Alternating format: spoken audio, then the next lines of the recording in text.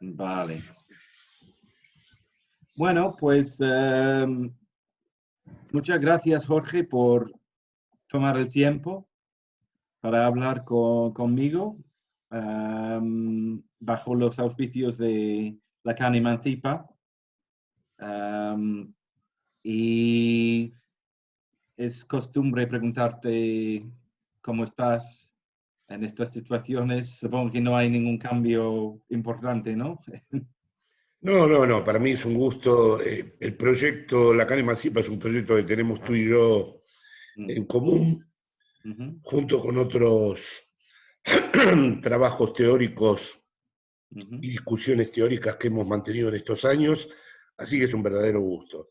Luego sí, me echo de menos la calle, como también supongo que tú también la Sí, echarás de menos.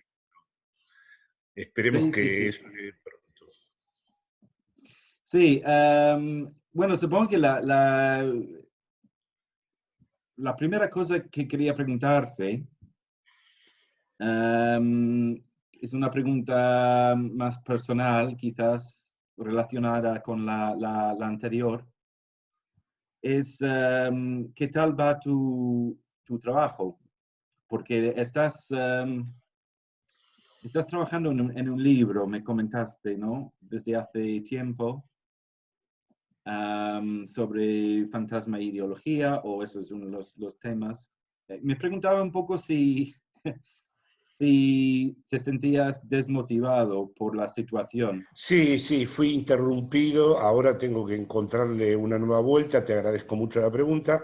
Yo Ujú, quería, lo he hablado en otras ocasiones contigo, ujú, Tim, tratar, has visto que en muchos casos nuestro querido Slavoj Zizek ujú, habla de fantasma ideológico.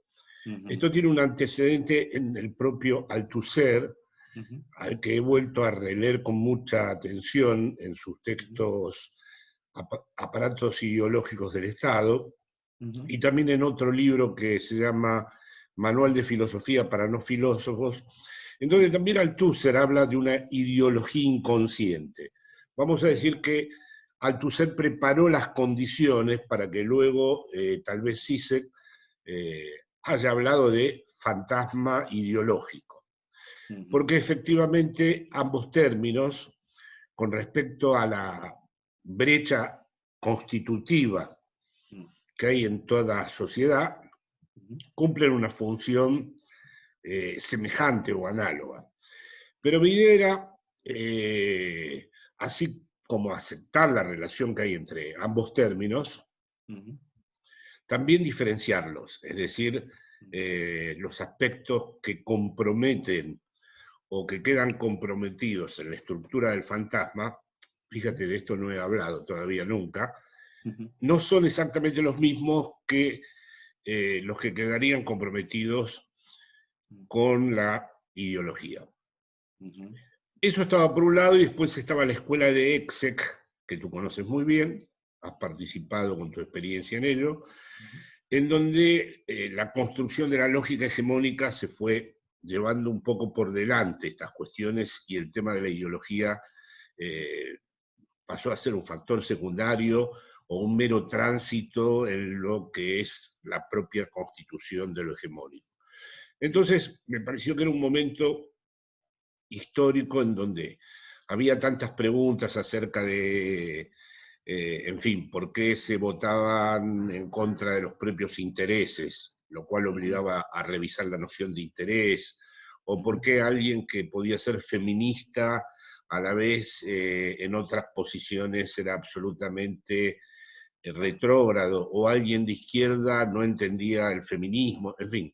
Me ujú, pareció bien interesante volver a ver cómo era en sí la estructura de la ideología, y especialmente en los textos de Althusser, en donde para mí hay algo inaugural, porque es donde se dio el encuentro entre Marx y Lacan, la primera vez que yo vi una relación distinta a la que había propuesto el freudo-marxismo clásico, fue en ujú, Althusser, que fue capaz en un mismo texto de introducir la teoría del sujeto de Lacan, la ujú, teoría del estadio del espejo de Lacan, ujú, un problema muy relacionado con Lacan que Althusser trata bajo el nombre de interpelación, Ujú, la manera en que para Althusser se pasa del individuo al sujeto a través de la ideología, algo que lo emparenta un poco con Badiou, con su teoría del acontecimiento.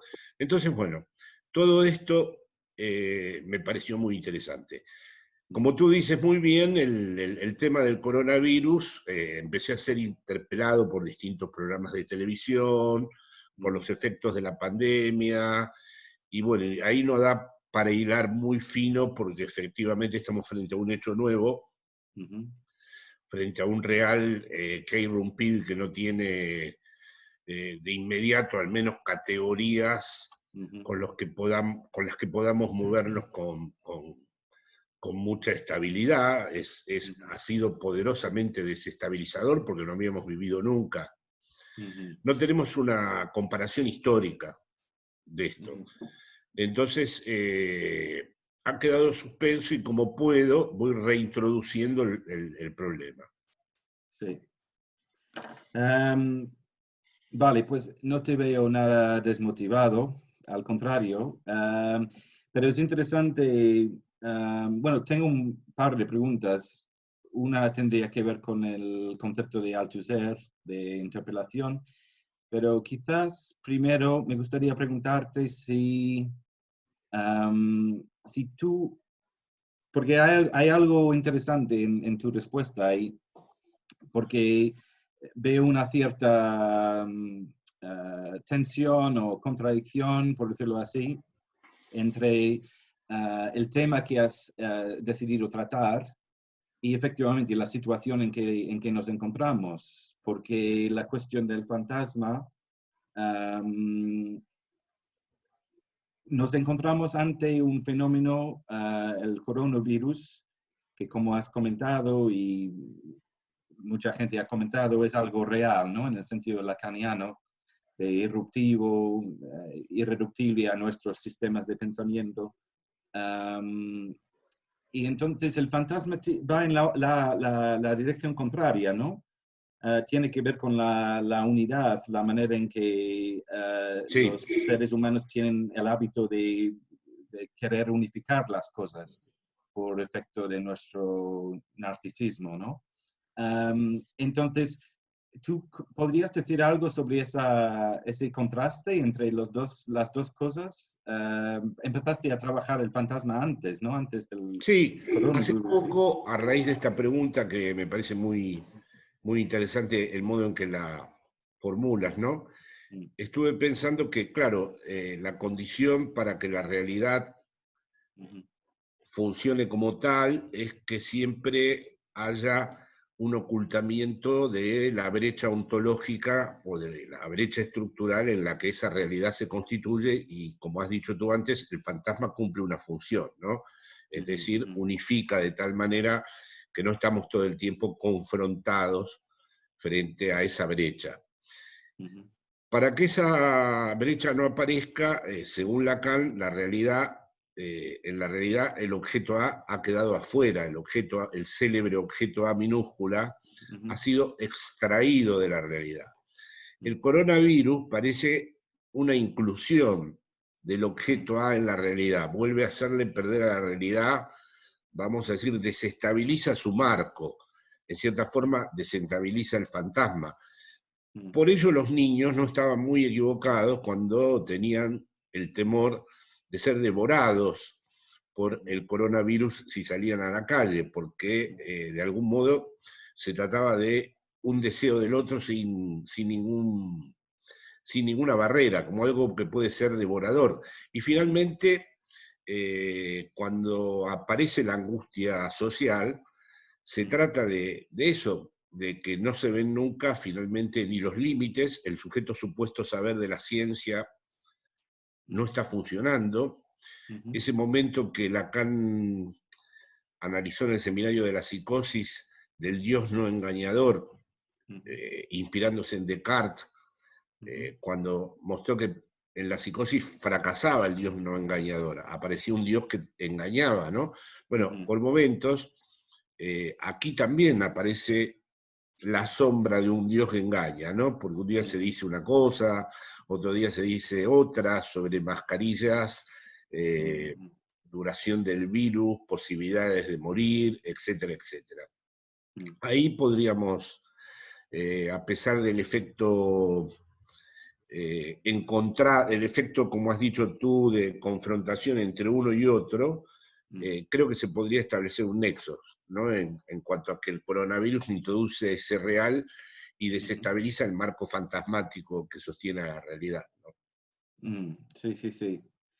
Entonces, tú sigues pensando que la parte fantasmática es constitutiva, ¿no? Que, que hace falta seguir trabajándolo, no podemos simplemente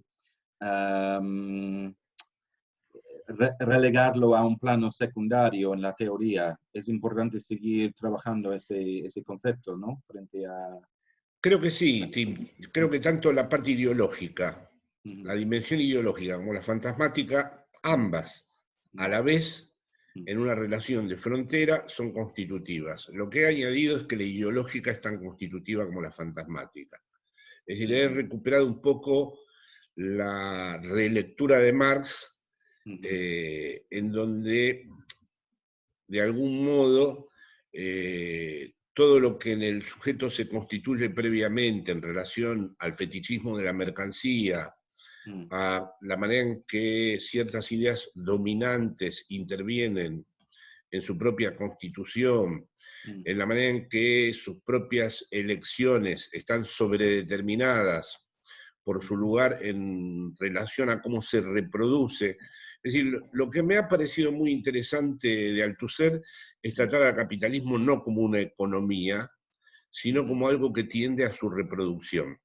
Ese elemento me ha parecido de una gran claridad, y luego, como te decía el otro día conversando contigo, ¿no?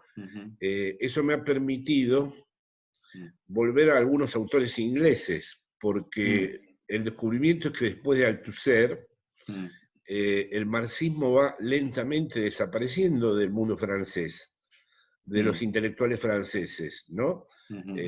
Hay una desmarxistización, podríamos decir, del mundo francés. Está el texto de Derrida, muy importante, de Espectros de Marx, pero Derrida lo hace precisamente porque ve que en el mundo francés Marx ya no se lee más, ¿no? Y veo que en realidad en Eagleton, en Jameson, en Perry Anderson y en el propio Ernesto Laclau, en la medida en que él produce en lengua inglesa, escribe en inglés, hay una persistencia que me parece interesante de las temáticas marxistas y de un verdadero posmarxismo, no en el sentido posmoderno, sino en un sentido de quitarle al marxismo su metafísica originaria, digamos. Sí, bueno, Althusser supongo que es un puente interesante, ¿no? Entre el marxismo y el postmarxismo antimarxista, como que has referido ahora, ¿no? El hecho de que, como has dicho, la Sí, desmarxificación del es una mundo palabra que no intelectual existe, francés. así que la podemos... Sí, pero Althusser es interesante porque es un puente entre los dos mundos, ¿no? En el contexto francés, quiero decir, porque Althusser era marxista, un pensador marxista, pero bebe de todas las ideas que hemos estado discutiendo durante las últimas décadas, desde sistemas de pensamiento que querían abandonar completamente a la ontología marxista, al menos, ¿no? Sí, sí. Entonces, sí, Althusser Y es una referencia interesante. los autores ingleses era el único autor que le prestan también mucha atención a Althusser. Yeah. Porque Eagleton le presta atención en el libro sobre la ideología, también lo hace Jameson, es decir, se toman en serio muchas de las cosas que comenzaron con Althusser Bueno, sobre sí, la sobredeterminación en última instancia de la superestructura, en fin, el carácter eterno de la ideología. Mm. La Ah, relación Freud, sí, sí, la sí. relación de Freud con la ideología, en fin. Aunque la gente que acabas de nombrar en realidad son teóricos culturales. Eso es interesante también, porque los marxistas británicos, los marxistas con mayúscula, tenían problemas serios con Althusser, ¿no? Estoy pensando en E.P. Thompson, por ejemplo, Sí, La pobreza de la teoría, se llama su libro, ¿no? Sobre sí. Althusser. Empieza diciendo que Althusser es un tonto totalmente irrelevante y luego escribe un libro larguísimo sobre por qué tenemos que ignorar a Althusser, ¿no? Pero sí, Althusser provocó en los izquierdistas clásicos y ortodoxos un gran rechazo. sí. Supongo en Inglaterra habrá sido así, pero lo fue también del mismo modo en América Latina. Bueno, el marxismo en Inglaterra era muy sobredeterminado por la tradición humanista, como bien Ahí, sabes. sí, Entonces, Althusser, siendo antihumanista, convencido, obviamente no había manera de combinar los dos mundos, ¿no? Pero yo creo que Althusser es una figura, sigue siendo clave, ¿no? Para todo nuestro trabajo. Curiosamente, infravalorado hoy en día, en un cierto sentido. A mí, sí. mucha gente habla de Althusser, pero en realidad son referencias pasajeras y yo cada vez que vuelvo a los textos de Althusser encuentro cosas que siempre me sorprenden. Y ese texto, supongo que te referías antes al famoso texto sobre aparatos ideológicos del Estado, ¿no? Con la cuestión de interpelación. Y yo creo que precisamente, si no me equivoco, tampoco soy experto, pero si no me equivoco, creo que Althusser concebía ese ensayo como una parte de un libro más largo, um, que se llamaba algo como sobre la reproductibilidad del capitalismo o algo así, si Sí, no me equivoco. Sí. sí, sí, sí, sí. Eso tiene que ver con lo que has dicho sobre la reproducción de este sistema, ¿no? Sí, sí, evidentemente. Sí. Vale, pues, ¿cómo vamos de tiempo? Um, Tengo un trocito de papel lleno de palabras, no sé cómo se relacionan entre ellas. Eh, Pero tengo muchas cosas que preguntarte, pero dilas tú, desarrollalas. yeah, I mean, iba a preguntarte sobre tu teoría, porque cómo estamos, si ves en lo que ha pasado con el coronavirus alguna necesidad de repensar nuestras premisas que incluso que compartimos, ¿no? Um, Estuve pensando en dos cosas, en el discurso capitalista, tu teoría del discurso capitalista, que elabras una teoría basada en Lacan, la idea de este circuito ininterrumpido del goce, ¿no? Que ocurre en el capitalismo neoliberal. Y luego la otra pregunta era sobre el populismo como alternativo, como no exactamente alternativo, pero como otra opción, ¿no? Frente al discurso capitalista. Y me preguntaba si tú tenías, has estado años desarrollando estas teorías y me preguntaba si ves algo en la situación actual que te animaría a repensar alguna parte. I mean, esta es una pregunta muy grande, lo sé, y tampoco tenemos mucho tiempo, pero um, me preguntaba, por ejemplo, con el discurso capitalista, ¿tú crees que ese circuito de goce repetitivo, idiota, ¿no? Um, Sí. ¿Cómo, es difícil contestar la pregunta, lo sé, pero ¿cómo crees que vamos a estar con ese circuito después del coronavirus? ¿Crees que vamos a seguir igual o que se va a interrumpir ese circuito?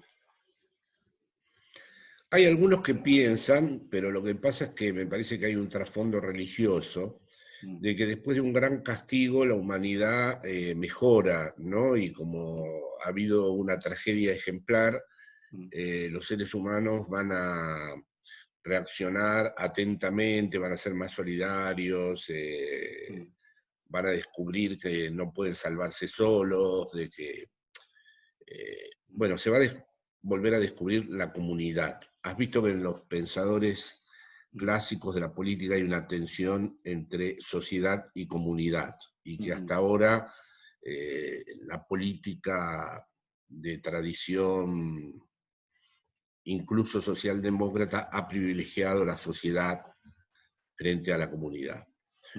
Bueno, yo puedo aceptar que exista una sensibilidad de ese tipo, pero pienso que si no hay una construcción política que realmente la sostenga, la soporte y la lleve a cabo, no veo ninguna posibilidad de que esto vaya a suceder de modo ejemplar, como si la gente tuviera una especie de pedagogía y descubriera que con el capitalismo y el goce de ese idiota que el capitalismo promueve, ya no se puede continuar, ¿no? Como si la gente captara ciertas señales de que esto ha llegado a un límite insostenible, que la humanidad así no puede seguir viviendo y por lo tanto decidiera cambiar la vida. No veo que esto espontáneamente surja. Podría haber condiciones. Por ejemplo,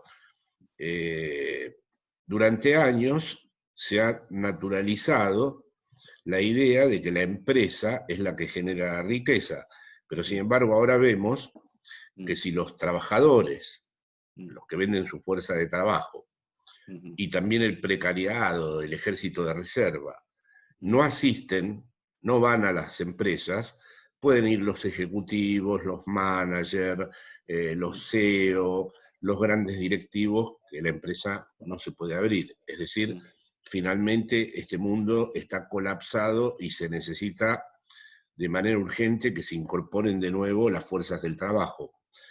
Sería muy interesante si las fuerzas del trabajo visibilizaran esta situación y se constituyeran en sujetos políticos, porque entonces comenzaría, a mí ya sabes que lo que me interesa es el populismo de izquierda, el populismo postmarxista. Yo veo al populismo como la experiencia que en el siglo XXI puede llevar adelante un proyecto emancipatorio que mantenga, por supuesto, en su horizonte también la transformación de las relaciones sociales de producción capitalistas. Entonces, en ese aspecto, sí, la pandemia ha hecho caer muchos semblantes del capitalismo actual, ¿no? Es decir, la idea de que eran grandes potencias que de un modo inmanente se sostenían a sí mismos, de que el capitalismo avanzaba siempre y que el consumo era indetenible y que la competencia, bueno, todo lo que escribieron los sociólogos de el consumidor, bueno, en fin, todo lo que se describió del neoliberalismo es verdad que ha quedado en cierta forma sintomáticamente interrumpido por esta pandemia.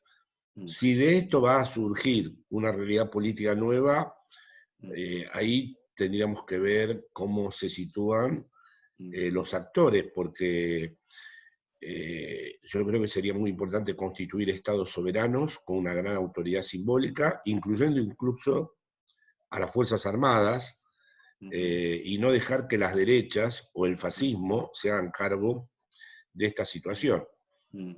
Pero estamos en un terreno delicado porque puede haber un caos tan grande que de aquí a un año nos encontremos con que las fuerzas de la derecha sean las que asuman la gestión de ese caos.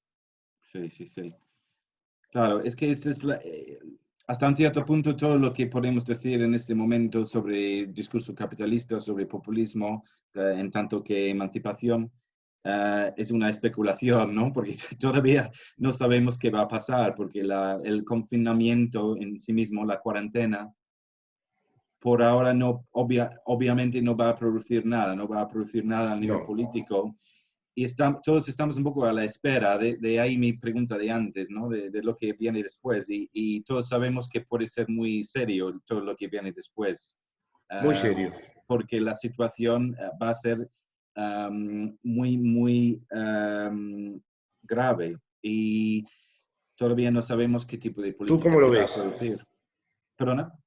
¿Tú cómo lo ves? Es que noto que hay la gente está empezando a hacer huelga en Estados Unidos. Hay una gran ola de huelgas ahora mismo Sí. que tiene que ver con lo que muestra un poco lo que tú estabas diciendo, que hay una cierta politización de la situación y una caída de ese fantasma utópico capitalista. Mm. Vemos algunas pinceladas, ¿no? Pero algunos momentos y todavía no Pero también sabemos cómo. está la elección de Joe Biden en lugar de Bernie, ¿no?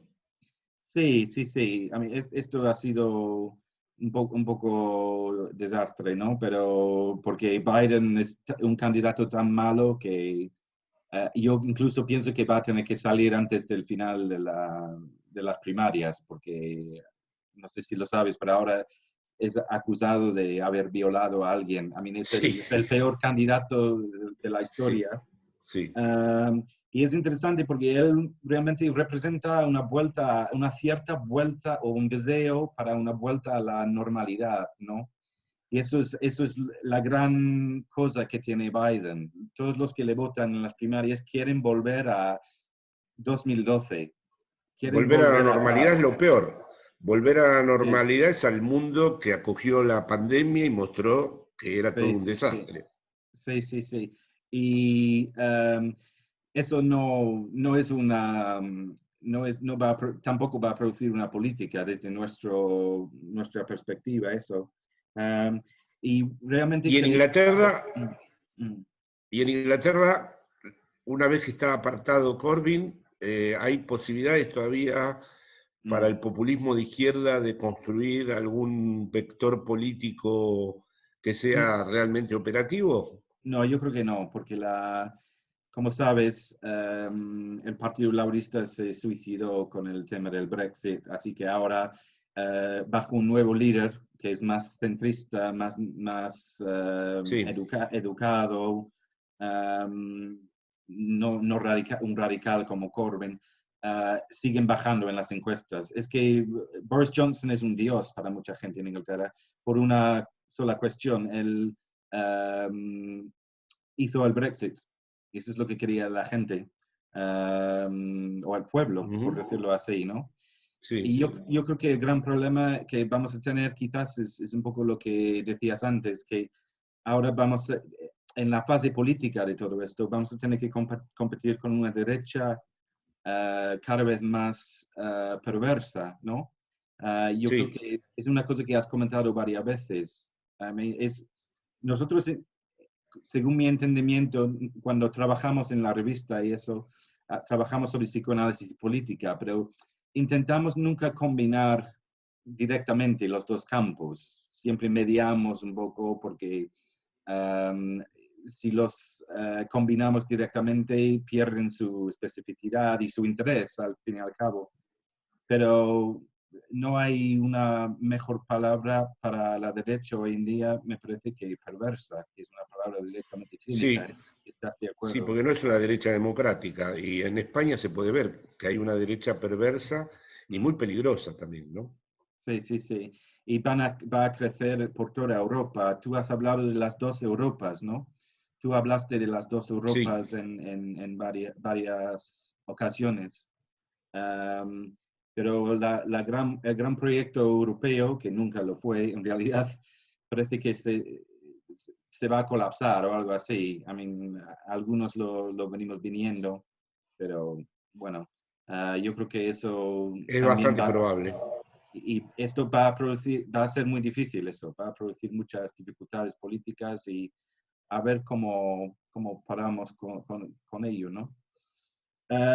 Bueno, probablemente deberíamos dejarlo ahí, si te parece. Sí, pero me interesaría esto último, dijiste Mm, que nosotros trabajábamos en el campo del psicoanálisis y la política, mm, pero tratábamos de mantener la especificidad de ambos campos. mm. ¿Tú tendrías una propuesta de rearticulación de estos dos campos? Me preguntas a mí, ¿no? Sí, No, yo siempre he sido a favor de. siempre me ha gustado la idea de Badiou, ¿no? De usar la filosofía para pensar la composibilidad de condiciones. Prefiero separar los campos, porque creo que no sería una buena idea ir psicoanalizando a los políticos, ni politizando la clínica. Sería un desastre para los dos campos. Entonces yo prefiero la idea de Badiou de pensar estos campos por separado. Sí, estos ¿no? lugares, sí, como determinando sus límites, ¿no? Sí, sí, sí. Antes me gustaría agregar algo, ¿no? En el colapso de la Unión Europea es donde podemos vislumbrar que podría, no necesariamente ocurrir esto, pero sí podría surgir un nuevo tipo de neofascismo o de autoritarismo, como se quiera llamar, bastante peligroso. Por eso sería muy importante que la izquierda le prestara mucho atención a la construcción política, ¿no? Incluso que se vuelva, digamos, que le empiece a dar otro valor al Estado, porque ya sabes que hay una corriente de amigos de izquierda que piensan que el Estado es siempre una mala palabra, pertenece ya a la forma mercancía y al orden de la dominación, y por lo tanto en el Estado no tenemos que hacer nada, ¿no? Sí, claro. Ahora que has nombrado a Badiou, tenemos algunos amigos de Badiou, no todos, como escribió un compañero nuestro en la revista, que ve a los populistas como los bomberos que apagan el fuego del capitalismo para que el capitalismo continúe. Sí, sí, sí. Bueno, me gusta que uses, por cierto, la palabra soberanía también en ese aspecto, porque me parece importante una soberanía nacional o populista, una soberanía popular. Yo creo que esa es una idea que ha desaparecido un poco del discurso de la izquierda durante los últimos años y yo creo que lo vamos a necesitar otra vez. Tú nunca has tenido, me parece que tú nunca has tenido problemas a la hora de aceptar esa palabra. Y ahora más que nunca, porque he visto que ha salido este movimiento rojipardo en Italia de marxistas de derecha, que precisamente se definen como de izquierda en lo económico y de derecha en lo cultural, que para mí constituyen un verdadero problema y un peligro con respecto a lo que tiene que ser nuestra tarea, porque eso al final lo va a terminar recuperando históricamente el fascismo. Sí, aunque yo matizaría un poco quizás ahí, porque me parece que su deseo de soberanía a mí me parece políticamente legítimo. Lo que no me parece legítimo es cuando empiezan a hablar de volver a reforzar la familia y abandonar las varias demandas, las demandas plurales de la izquierda hoy en día. Me parece patético. El deseo de soberanía lo compartimos, por eso nos parecemos bastante. Lo que pasa es que ellos después quieren constituir un espacio normativo donde quede por fuera el feminismo, el LGTBI, volver a las fuentes históricas del matrimonio, la familia, pero entendiendo esto en su versión más clásica, más tradicional, digamos. Esto es lo que no podemos, me parece, compartir, ¿no? Ya, sí. Bueno, entonces seguimos matizando. Seguimos. Matizando. Vale. Ok, pues muchas gracias, Jorge, y espero volver a hablar Appleton. contigo. Gracias por tus preguntas. De nada. Hasta pronto. Gracias. Chao. Chao.